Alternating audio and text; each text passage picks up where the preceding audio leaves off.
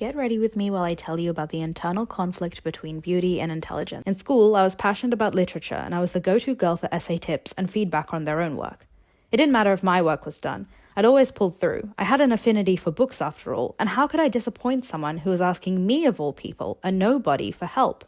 It made me feel good to be useful, especially as I thought of myself as quite an average student, despite consistently getting full marks and even coming first in my grade for English. But I wasn't pretty. Not in the way you're supposed to be in high school.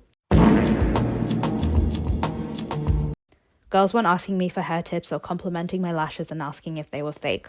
This note, I'm not gonna be a pick-me and be like, oh, I'm so ugly, no one liked me, but I still didn't feel like I was the beauty standard, so that's just that. Carry on. The only time I'd come remotely close to being asked out was when a boy yelled at me from about 10 meters away, asking if I'd go out with his friend, who looked extremely embarrassed.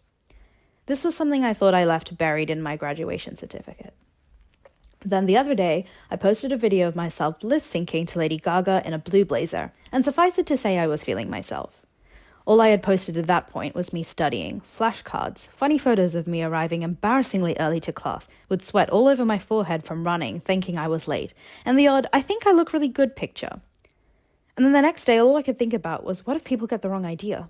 What if people look at that video, a video that at the time of filming was me feeling snazzy and silly and happy and fun, and think that's a girl who doesn't care about uni or her career, or worse, she only cares about boys. And this dilemma won't end today. It'll come back, probably the other way around, when I post another study time-lapse and think that people will see it and only be able to see a pretentious little know-it-all shoving her productivity down their throats. Essentially, the lines of beauty and intelligence in my life are parallel, infinite but will never meet. At least that's what it feels like.